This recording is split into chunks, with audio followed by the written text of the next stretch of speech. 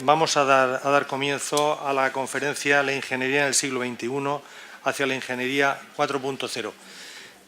La exposición la va a hacer don José Antonio Galdón Ruiz, que es el presidente, y si me permitís que haga una breve reseña de su currículum vitae. Es doctor ingeniero industrial por la Universidad Politécnica de Valencia, máster en prevención en riesgos laborales, graduado en ingeniería eléctrica e ingeniero técnico industrial. Ha trabajado profesionalmente como autónomo en empresas de ingeniería. También es funcionario en excedencia del Ayuntamiento de Yecla. Ha sido decano del Colegio de Ingenieros Técnicos Industriales de la región de Murcia y desde 2011 es presidente del Consejo General de Ingenieros Técnicos Industriales de España. Actualmente ocupa el cargo de vicepresidente y presidente actualmente en funciones de Unión Profesional, que agrupa 33 profesiones con más de 1.000 colegios y 1,5 millones de colegiados. Presidente de la Unión de Asociaciones de Ingenieros Técnicos Industriales de España, presidente de la Fundación Técnica Industrial, patrono de la Fundación Caja de Ingenieros y catedrático y director de la Cátedra Internacional de Ingeniería de Política Industrial del Consejo General de Ingenieros Técnicos Industriales en la Universidad Católica de Murcia. Tenemos un lujo en tener aquí a José Antonio, que además nos va a hablar de un tema que creo que es interesantísimo y es el primer tema que se va a dar en este congreso. Y bueno, nada más que darle las gracias y bueno, yo voy a estar de moderador aquí para luego, se hará la conferencia y luego un turno de preguntas para lo que consideréis y demás y desde aquí se responda. Gracias. Pues muchísimas gracias, Antonio. Voy a tratar de ser muy breve, porque tenemos media hora, creo, para además a ver si hay tiempo para que sea debate. Y bueno, la presentación o la ponencia que quería trasladarles habla sobre la ingeniería 4.0. Y en este caso sí que quería hacer un símil, ¿no?, de cómo ha ido evolucionando tanto la industria y cómo tiene que evolucionar, por tanto, la ingeniería, ¿no? Está claro que la industria depende de los ingenieros y los ingenieros dependen de la industria y ambos tienen que evolucionar de forma conjunta. Si hacemos un símil, y de hecho estamos en Alcoy, donde fue la cuna, ¿no?, de la revolución industrial, de la implantación de la industria aquí en España, hemos ido pasando por diferentes etapas, ¿no? La industria 1.0, la 2.0, con la producción en cadena, la 3.0, ya con los sistemas electrónicos, tecnologías de la información, y la industria 4.0, que es la que estamos viviendo hoy en día. Y eso se ha visto también reflejado en las diferentes profesiones de ingeniería. En el año 1850 fueron cuando se crearon las profesiones de ingeniería, el ingeniero de segunda industrial, el ingeniero de primera industrial. Posteriormente, y coincidiendo casi simultáneamente en el tiempo, se crearon los peritos industriales y seguían siendo ingenieros industriales. Hasta hace muy poco, ingenieros técnicos industriales e ingenieros industriales eran las dos profesiones, en este caso de la ingeniería. Y ahora, a partir de ya, que yo creo que es cuando viene el cambio que realmente pues vais a tener que protagonizar pues la mayoría de los que están aquí, y es donde hablamos ya de los ingenieros 4.0, ¿no?, que ya de alguna forma se converja a una única profesión de ingeniería que sea adaptada y moderna pues con la realidad social que hoy necesitamos. En esta presentación hablaré de forma muy rápida de lo que ha sido la evolución, en este caso de las titulaciones, de cómo se accede a las profesiones de ingeniería, no solo en nuestro país, sino en el resto de países de la Unión Europea. ¿Qué programas de reformas son los que están viniendo hoy en día de Europa? Y hablaré de la profesión regulada de ingeniero técnico industrial y de forma muy esquemática de cuáles son las salidas profesionales de los ingenieros y luego todos los cambios que realmente están por protagonizar y cuáles son las actuaciones que estamos realizando desde los colegios y el Consejo General. El Consejo General agrupa 50 colegios profesionales, más de 90.000 ingenieros técnicos industriales y graduados en ingeniería de la rama industrial, y lo que de alguna forma queda bien claro que los colegios somos corporaciones de derecho público, que lo que tenemos que hacer es dar servicio tanto a la sociedad como a nuestros colegiados. Y la forma de dar servicio a la sociedad es siempre a través de nuestros colegiados. Por eso tratamos de aportar herramientas competitivas a los ingenieros, y lo veréis posteriormente en cuanto a formación, acreditación, búsqueda de empleo, para que realmente podáis servir, en este caso todos los ingenieros, con la máxima profesionalidad y competitividad a la sociedad. Las titulaciones de ingeniería o cómo han evolucionado, lo que es el espacio de Bolonia, yo creo que está todo muy claro, ¿no? Se hizo todo pues para converger, para que nuestros estudiantes y nuestros profesionales pudiesen trabajar libremente por todos los países que forman, en este caso, la Unión Europea. Y eso llevó a realizar una reforma estructural de nuestro sistema educativo, pasando a ser, en la actualidad, los grados, que tienen que ser titulaciones generalistas de 4 años, los máster, que tienen que ser de titulación, y llevó a una serie de cuestiones que generaban en algún aspecto confusión, porque ya no existe un catálogo de títulos universitarios como tal, sino que cada universidad puede poner la denominación a determinados títulos académicos de forma libre. No es como antes, que venía totalmente tasada estas titulaciones.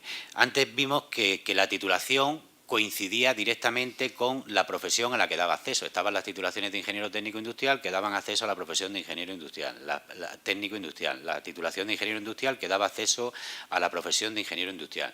Y en la actualidad son los graduados en ingeniería eléctrica, graduados en ingeniería mecánica, graduados en ingeniería química, graduados en ingeniería electrónica, en fin, todos aquellos que con diferentes denominaciones cumplen una determinada orden CIN, los que dan acceso a una profesión, en este caso regulada, como es la de ingeniero técnico industrial.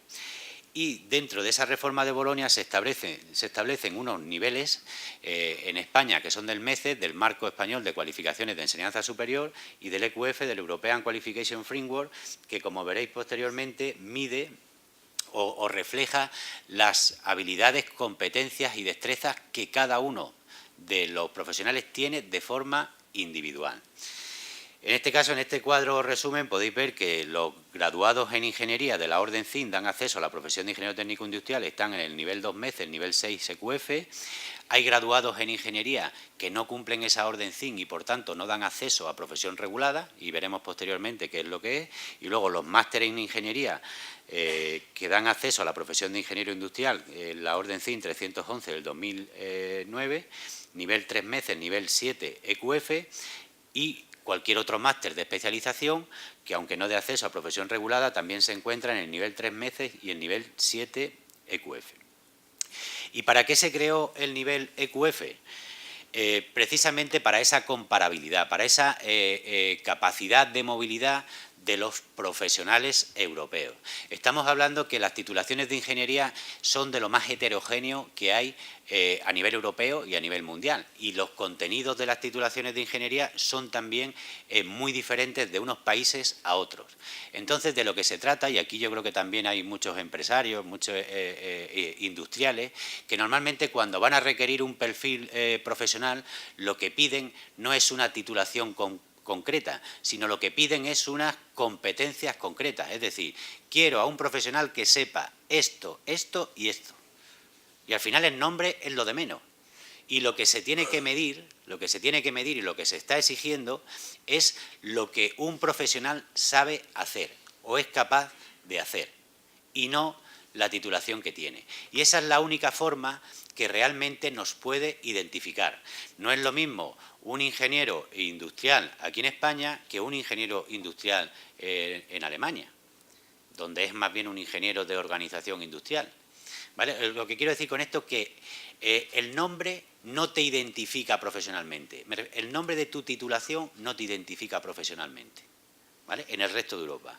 Y para ello lo que es importante son el marco europeo de cualificaciones profesionales, que realmente lo que mide son tus competencias, habilidades y destrezas a nivel individual. Nosotros cuando salió todo esto nos sacaron un titular en el 5 5 días o expansión, algo así, que decía, no diga qué título tienes, sino qué sabes hacer, ¿vale? Entonces, esa realmente es la parte, una de las cuestiones que están cambiando en relación a la ingeniería, ¿vale? Cuando hablamos de la ingeniería 4.0, pues ya damos un salto, y ya nos vamos olvidando un poco de los títulos académicos y vamos centrándonos más en competencias, habilidades y destrezas a nivel individual, que va a ser el requerimiento que nos van a hacer las empresas, que nos están haciendo las empresas ya, y va a ser los requerimientos que nosotros mismos nos vamos a tener que imponer para conseguir cumplir todas las expectativas que las empresas necesitan de nosotros. Y en cuanto al sistema universitario, bueno, aquí lo podéis ver en cuanto a los niveles, mientras que en España no se establezca un sistema por el cual se puedan reconocer esas competencias, habilidades y destrezas a nivel individual, se han asignado a determinados niveles académicos un determinado nivel profesional. Es decir, el nivel de grado está en el nivel 6 EQF profesional, el nivel de máster está en el nivel 7 EQF profesional y el nivel 8, en el nivel de doctor, está en el nivel 8 EQF profesional. Eso es tal y como está ahora. El futuro, que está, de hecho, el compromiso que tenía España era de implantarlo este año, en el año 2018, es que puede haber cualquiera de vosotros, y seguro que aquí los hay, que tenga un título de grado que estaría en el nivel 6 EQF, y que, sin embargo, por sus habilidades, capacidades y destrezas que ha ido adquiriendo a lo largo de toda su vida profesional, y posteriormente veremos algún ejemplo muy claro, resulta que le corresponda el nivel 8 EQF, que no necesariamente es el título el que te va a indicar en qué nivel profesional estás tú.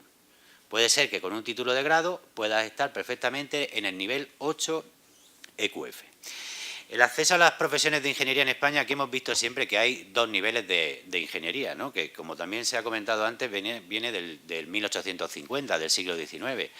Los ingenieros e ingenieros técnicos. Ingenieros que en algunos casos se llaman ingenieros superiores y en otros casos los ingenieros inferiores o los ingenieros técnicos. Es algo que no tiene cabida en la sociedad del siglo XXI, vamos, eso de que se hable de superior y de inferior, pero sí que en España existen todavía esa dualidad en las profesiones de ingeniería. Una vez que se produce la reforma de Bolonia, cambia por completo, con la introducción de los nuevos grados, cambia por completo el marco establecido. Y cambian dos cuestiones primordiales.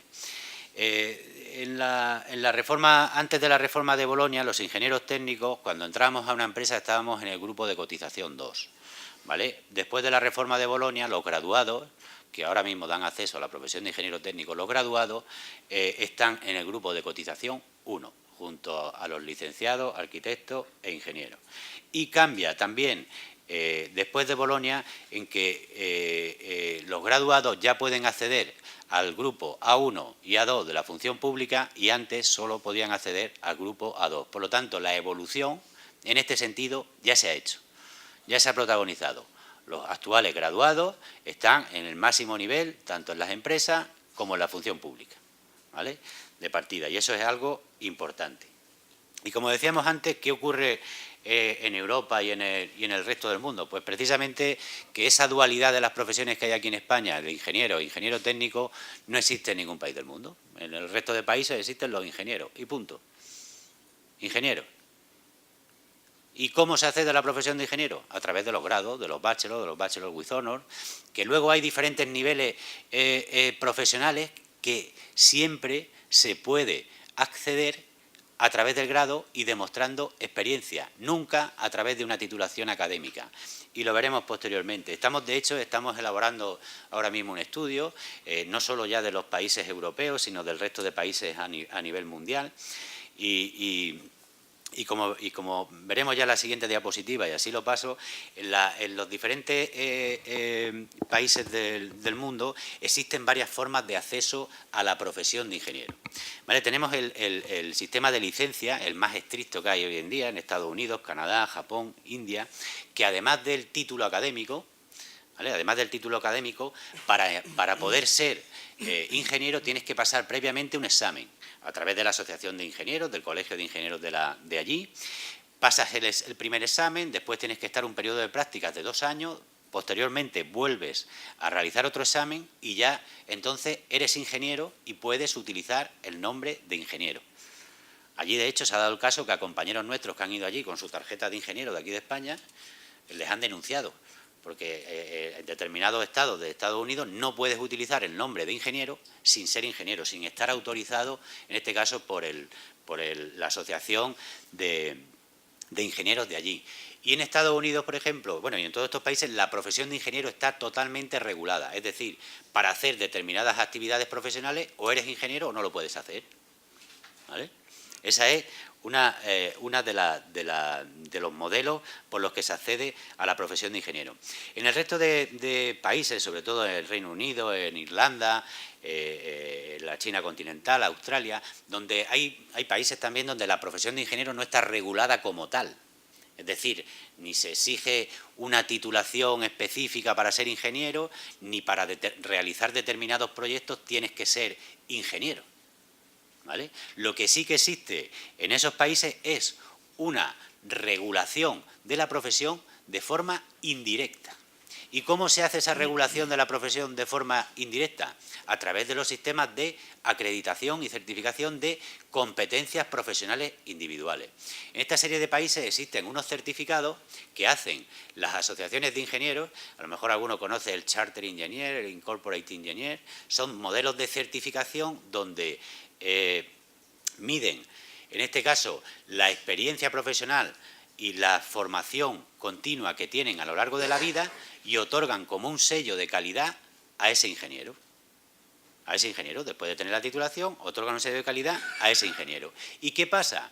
Que las empresas, cuando van a contratar un ingeniero, exigen que sea Charter Engineer, ¿vale? De alguna forma están regulando la profesión de forma indirecta. ¿Por qué? Porque las empresas quieren un ingeniero que realmente venga con el certificado de calidad del colegio y que además tenga un compromiso con la formación continua permanente. Para poder mantener esa certificación necesita ir renovando la formación. Lo ha comentado antes el director de la escuela, que cuando salgáis de aquí, o algunos que estáis terminando, los que ya habéis terminado, tenéis que seguir formándolos continuamente, ¿vale? Pues de alguna forma hay que darle visibilidad a ese reconocimiento. Y otra cuestión importantísima, que en estos países muchas veces la profesión no está regulada. Es decir, para hacer un centro de transformación, una línea de alta tensión, un proyecto de una nave industrial, no hace falta ser ingeniero. No hace falta ser ingeniero. Pero lo que hace falta es tener un seguro de responsabilidad civil. ¿Y qué pasa? Que las aseguradoras no te dan un seguro de responsabilidad civil si tú no eres un Charter Engineer, si no estás certificado como Charter Engineer y demuestras que tienes una experiencia, una capacidad y una formación. Entonces se hace la regulación de la profesión, pero de forma indirecta. ¿Cuál es el modelo de España y de América Latina? Para acceder a la profesión, lo único que hace falta es el título universitario. Y ya está. ¿Qué ocurre? Que una persona que tiene el título, nada más terminar la carrera, llega, se colegia y ya puede ejercer y tiene las atribuciones profesionales para ejercer. Tiene las mismas atribuciones profesionales el mismo día que obtiene el título y se colegia que cuando lleva 30 años de experiencia profesional. Con lo cual es un modelo anticompetitivo, porque no te permite ir ampliando tus competencias profesionales o tus atribuciones profesionales. Y es un modelo totalmente estático y además basado en las diferentes ramas de la ingeniería y no en conocimiento. Aquí en España resulta, claro, esto es algo paradójico y se ríen de nosotros cuando yo salgo por ahí a hablar con algunos representantes de países europeos. Pues nosotros, yo les digo allí, bueno, nosotros allí los industriales, pues resulta que podemos firmar una nave industrial de 300.000 metros, la vivienda del guarda de la nave industrial, el albergue donde duermen los trabajadores de la nave. Todo eso tenemos capacidad de hacerlo. Pero es que resulta que cuando vamos a firmar una nave que es de uso agrícola de 50 metros, somos tontos y no sabemos. ¿Ya? Ya se nos han olvidado nuestros conocimientos. Cuando le vamos a hacer esa misma casa al guarda en un suelo urbano residencial, también se nos ha olvidado los conocimientos, ya no los tenemos y no lo podemos hacer. O cuando vamos a hacer ese albergue, vamos a hacer un proyecto de un hotel, pues tampoco sabemos hacerlo. Claro, se echan las manos a la cabeza y dicen, ¿cómo es posible? ¿Cómo es posible que si tenéis la capacidad de hacerlo y sabéis hacerlo y lo podéis hacer, que no os permitan hacerlo? Bueno, porque las atribuciones profesionales aquí en España están así, están basadas en ramas y no en competencias individuales de cada uno. Y ahora veremos posteriormente cómo todo ese modelo ya está empezando a cambiar. Y está empezando a cambiar no porque nosotros queramos, sino precisamente porque estamos en la Unión Europea y por todas las reformas que están viniendo de la Unión Europea, ¿vale? Y que veremos posteriormente, que las voy a pasar muy rápido porque creo que no tengo mucho tiempo. Pero sí que es cierto, a ver si voy para atrás, pero sí que es cierto que todas las reformas van en la línea de que lo que un profesional pueda realizar en su país, va a poder realizarlo en su país de origen, va a poder realizarlo en cualquier país de destino. Y el otro día leía los últimos informes de la CNMC, que los ha publicado precisamente esta semana, de la Comisión Nacional del Mercado y la Competencia, de hecho con cuestiones de atribuciones de ingenieros técnicos industriales aquí en Alicante, por reformas de locales comerciales y tal. Y hacía referencia a varias sentencias de Tribunal de Justicia Europeo. Y en este caso había un caso muy curioso, sobre todo por el tema de la construcción, como está aquí en España, que está, ya sabéis que la LOE, ¿no?, pues divide un poco la edificación residencial para los arquitectos y el resto de edificaciones, pues para los ingenieros. Había un caso curiosísimo, ¿no? Y además que la arquitectura, ya sabéis que tiene una directiva propia a nivel europeo.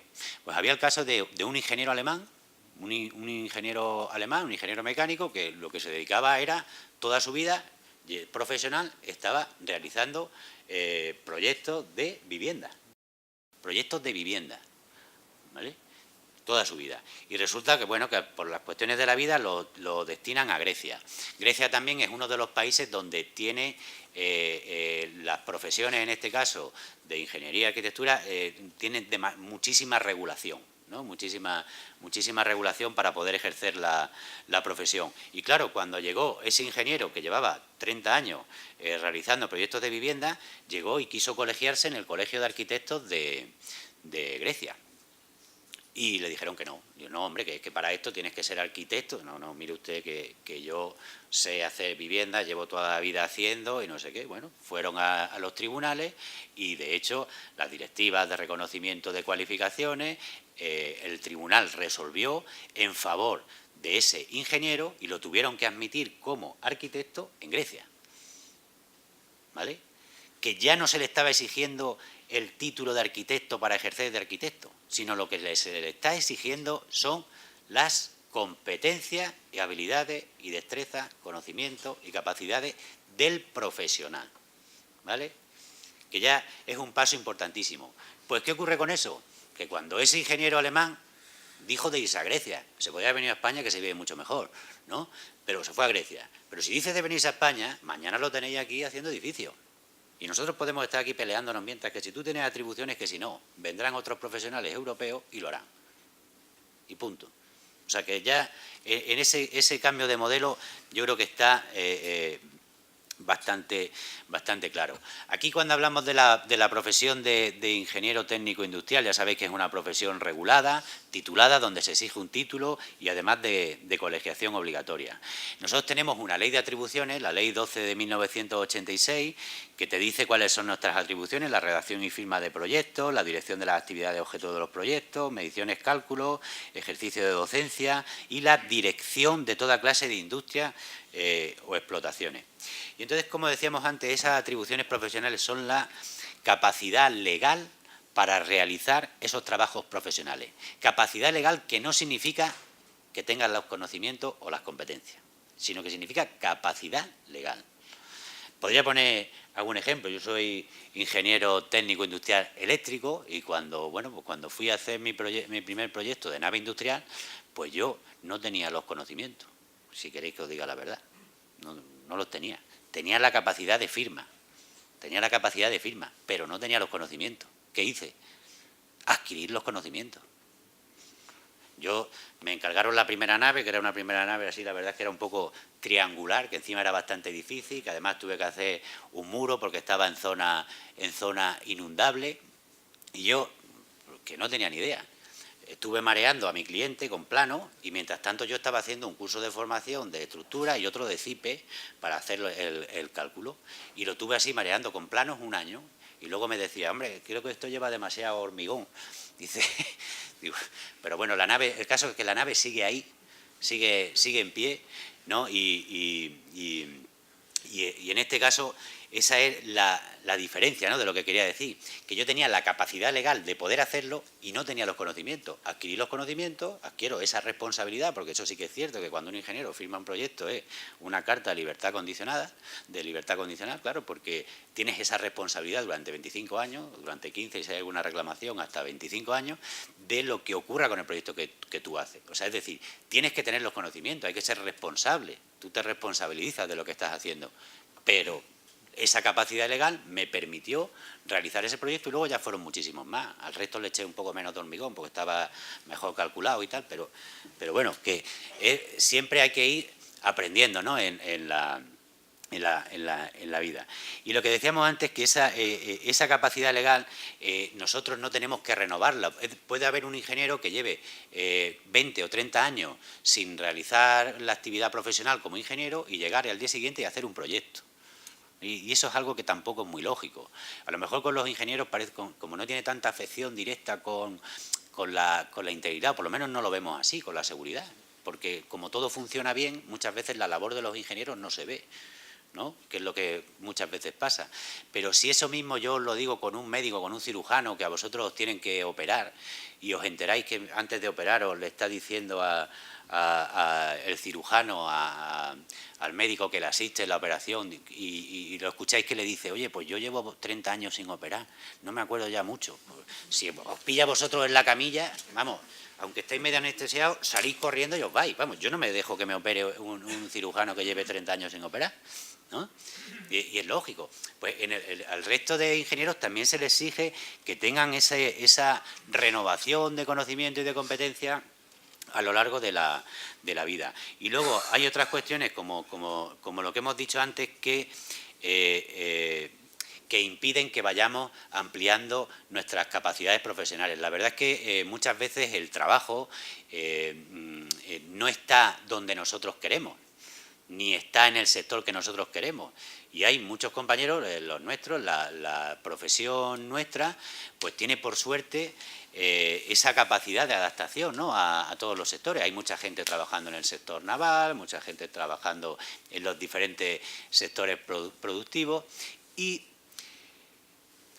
si aquí en España las capacidades, las atribuciones profesionales están únicas y exclusivamente basadas en el uso, resulta que hay compañeros nuestros que no están trabajando específicamente en la cuestión industrial, sino que están en el sector naval, en el sector agrario, dentro de las empresas, en el sector naval, en el sector agrario, en el sector minero, y en esos sectores, que es donde ellos realmente tienen sus capacidades, competencias y destrezas, no pueden firmar ese tipo de proyectos, ¿vale?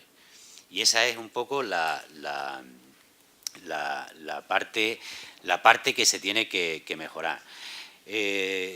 Solo una cuestión en la distribución por ocupación para que veáis un poco dónde trabajamos, ¿no?, dentro de nuestra profesión. Veis que el 17% en el ejercicio libre, que es redacción y de proyectos, ¿no?, y direcciones de obra, el 60% en industrias o empresas, el 6% en la docencia, en la administración un 3%, también hay un porcentaje importante de empresarios y pymes, ¿vale?, de emprendedores, y otro por cierto en otro. En cuanto a la profesión de ingeniero técnico industrial, como hemos dicho, podéis firmar todo este tipo de proyectos, y aquí os traía un ejemplo muy claro de lo que es un ingeniero técnico industrial nivel MECE 2, EQF 8. Esto es lo que sería realmente ese ejemplo. Y un ejemplo de que fuera de España no ocurre lo que aquí.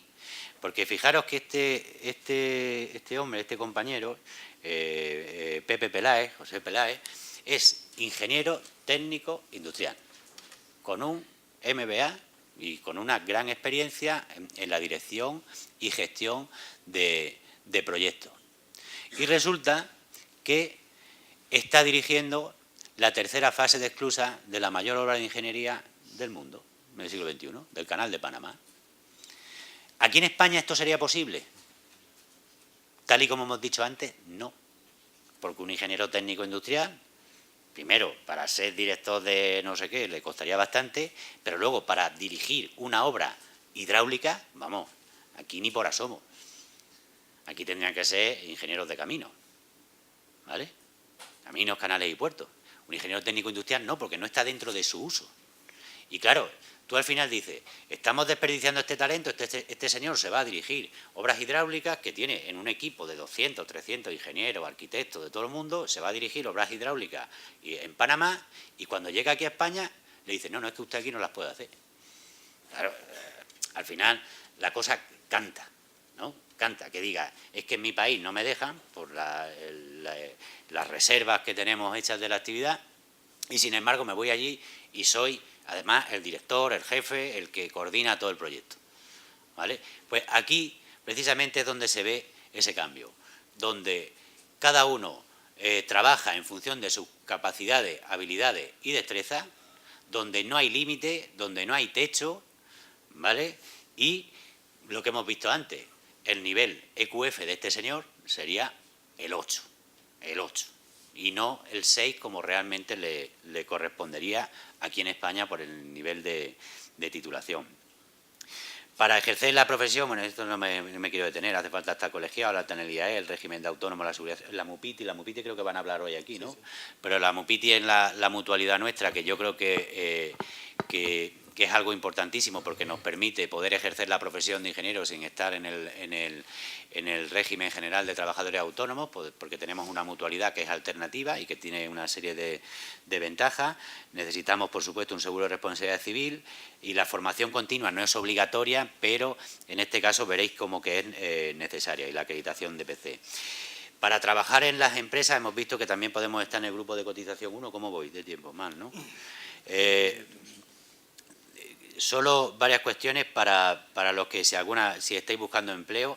Dentro de lo que es el trabajo en las empresas, como ya lo hemos visto, tenemos el Proempleo Ingeniero, ¿no? que ahora mismo ahí se publican al año unas 70.000 ofertas de empleo, porque sabéis que es un rastreador que va buscando todas las ofertas de empleo que hay para ingenieros en todos los sitios, y luego tenemos 1.100 empresas que están publicando directamente ofertas, ¿no? Y tenemos 728 ofertas publicadas en los últimos meses. Las ofertas por sector, veréis que hay, dentro de lo que son servicios de ingeniería, son las que mayor porcentaje hay, 22,55, dentro del sector industrial el 16,71, automoción 10,61, bueno, automoción también estaría dentro del sector industrial y automatización, pero en este caso se han separado por estos sectores. Construcción el 5,84, energía un 5,84 y otros sectores.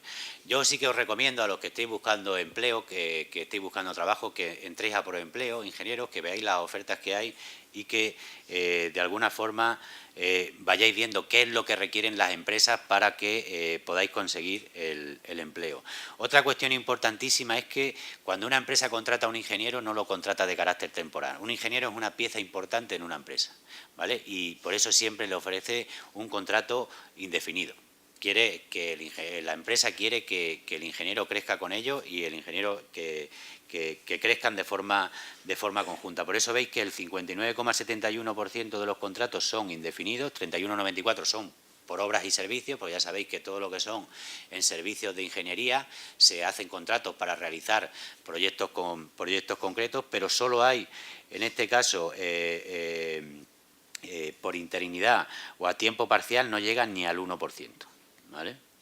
Y otra de las cuestiones también importantísimas que nos va a permitir el que vayamos superando esos niveles a lo largo de la vida. Todo esto son estadísticas de las últimas ofertas que hemos sacado, de hecho las sacamos casi, no sé si fue antes de ayer, de cuáles son las diferentes bandas salariales o dónde están las diferentes bandas salariales donde se mueven las ofertas de empleo.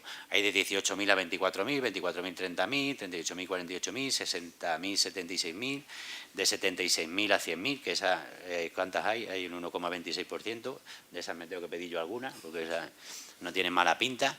No, pero de alguna forma tienen que, de lo que se trata es que vayamos progresando en nuestra vida profesional, ¿no? Que puedes empezar con unos salarios más bajos, pero que te vayan marcando unos objetivos para ir ampliando esos salarios, ¿no? Y como veis, las ofertas de empleo, en este caso para los ingenieros, están en función siempre de las responsabilidades. En el último informe, que he traído solo 2 diapositivas, que hicimos sobre la situación del mercado laboral, que se hizo una encuesta tanto a las empresas como a los propios ingenieros que estaban en proempleo, los empresarios nos dijeron, ¿qué es lo que más valoráis de los trabajadores? Y nos dijeron, el 76% versatilidad y capacidad de adaptación. Y eso es uno de los valores que tiene nuestra profesión. ¿Y por qué necesitan esa versatilidad y capacidad de adaptación? Porque las empresas están continuamente innovando. Las empresas tienen que adaptarse continuamente al entorno y no necesitan ingenieros que sean monótonos y estáticos, sino necesitan ingenieros que sean capaces de adaptarse a todas las nuevas innovaciones que están llegando. Y da igual, por eso muchas veces cuando dice, nosotros recibimos una formación en la universidad muy completa, muy generalista, pero esa formación no significa que la vayamos a aplicar directamente tal cual en la industria. Porque eso es una cosa que también nos achacaban las empresas, o las empresas decían, es que no encuentro al ingeniero que sepa exactamente hacer lo que yo quiero que sepa. No, nosotros tratamos, y entre la universidad y luego los colegios profesionales, de que sean capaces de adquirir esas capacidades que necesita tu empresa, porque si no necesitaríamos universidades o cursos específicos para formar a todos los ingenieros para una empresa concreta. Y eso tampoco sería bueno para el ingeniero en sí, porque luego necesita movilidad, ir saltando de empresa, y lo que sí que hace falta es que seamos capaces de adaptarnos a las competencias. Cuestión importantísima que ofrecen los ingenieros. En la encuesta que hicimos, el 97% de los encuestados realizó formación el último año. Para que veáis lo que decíamos antes, que no es obligatoria la formación, claro que no, pero lo vais a ver que si queréis ser buenos profesionales tenéis que formaros sí o sí. Y lo que hace falta luego es que se visibilice, ¿vale? Que seáis capaces de trasladarlo al empresario que os vaya a contratar o al cliente que quiera trabajar. Tenemos un plan de retorno, bueno, tenemos un plan de movilidad internacional, por si no encontráis oportunidades laborales aquí, pero es que voy con muy poco tiempo, para que podáis salir fuera a trabajar y luego volver. Yo soy de los que piensan que una persona cuesta muchísimo formar a un ingeniero para que luego esté trabajando en algo que no sea de ingeniero y donde no pueda desarrollar su profesión. Estamos en la Unión Europea, podemos salir a trabajar a cualquier país, podemos formarnos, podemos realizarnos como ingenieros y posteriormente, cuando se den las circunstancias, volver. La pérdida de talento para mí es cuando, como he dicho antes, cuando un ingeniero trabaja de algo en lo que no ha estudiado, de que no ha estudiado como ingeniero. O sea, que todos los que podáis, si no hay oportunidades profesionales aquí, salgamos fuera. Los que nos quedemos aquí, lo que tenemos que tratar es de que generar esas oportunidades para vosotros, para que podáis volver. Pero siempre, como he dicho antes, será muchísimo mejor que trabajéis como ingenieros que no en otra serie de trabajos. En la función pública, como he dicho antes, también vais a poder trabajar en los puestos del grupo A1, y solo unas pinceladas de lo que son las herramientas competitivas que estamos haciendo nosotros desde el Consejo. La acreditación de PC, que es el sistema que más parecido a la certificación que hemos comentado antes, el Charter Engineer. Para obtener la acreditación de PC se establecen 4 niveles: ingeniero junior, senior, advanced y expertise, en el cual tú vas incluyendo tu experiencia y tu formación continua a lo largo de la vida, ¿vale? Y te va haciendo que vayas superando una serie de niveles profesionales a lo largo de la vida, en base a la experiencia y a la formación que tú vayas acumulando, y que esto, de alguna forma, se pueda que sea visible para la sociedad. Estamos creando una marca, algo que os diferencie del resto de profesionales. No todos los que tienen el mismo título que vosotros son iguales. De todos los que estamos aquí en la sala, habrá muchos que tengamos el mismo título universitario. Pero os puedo asegurar que no todos tenemos los mismos conocimientos y capacidades. Eso os lo puedo asegurar. Y eso es lo que se tiene que, a lo que se tiene que dar visibilidad. Nosotros con todo esto lo que sí que tenemos una bolsa también de empleo de élite, porque ya estamos hablando que un ingeniero que está acreditado pues tiene una certificación de su colegio donde dice que su currículum vitae es cierto y que además tiene un compromiso con la formación continua permanente, que es lo que hemos visto antes, tiene su tarjeta de acreditación, su código QR, que cualquier empresa o cualquier empleador que lo vaya a contratar puede leerle el código y verá exactamente cuáles son las capacidades que tiene. Esto también es lo que comentaba antes, no diga qué título tiene, sino qué sabe hacer, que como hemos dicho antes es el modelo que se está imponiendo hoy en día. Hemos creado junto con la RAITI, con la Asociación Estatal de Representantes de Alumnos de Ingeniería de Grado de la Rama Industrial, que se llama así, vamos, la verdad es que es bastante complicado, la Comunidad de Ingenieros 4.0, que va a ser también un punto de información de todos los estudiantes, ¿no?, que estéis estudiando ingeniería a nivel nacional, pues podáis tener toda la información. Tenemos un portal de servicios múltiples, la plataforma de formación con becas, la escuela de fomento industrial, que tenemos aquí a profesores y al responsable, o sea que a Gerardo y a Luis, que son los que realmente también pusieron en marcha esta idea, ¿no? Es una de las cuestiones importantes que tenemos que hacer, reflotar el sector industrial, y otra serie de servicios, ¿no?, que de forma muy brillante están poniendo en marcha pues todos los colegios para servir a la sociedad. Y con esto ya llegamos al final, ¿no? Y de lo que se trataba era un poco de dar ese salto, ¿no?, de dar ese salto, de protagonizar ese salto que tiene que ocurrir en las profesiones de la ingeniería, que desaparezcan esos dos niveles de ingeniería que hay hoy en día, que aparezca una única profesión de ingeniero, que el acceso a la profesión no sea a través de un título como ahora, sino que haya una habilitación profesional por parte de los colegios que te lo permita, que pasemos a unas atribuciones dinámicas que nos permitan ser cada vez más competitivos, y que esas atribuciones sean en base a nuestras competencias, capacidades y destrezas individuales, de tal forma que generemos una competitividad sana entre profesionales. No una competencia desleal, sino una competitividad sana entre profesionales. Y esa competitividad sana entre profesionales nos permitirá a todos y cada uno de nosotros pues ser mejores, ¿no? Ser mejores en definitiva. Así que yo creo que tenemos un tiempo, 5 o 10 minutillos para preguntas, y muchísimas gracias.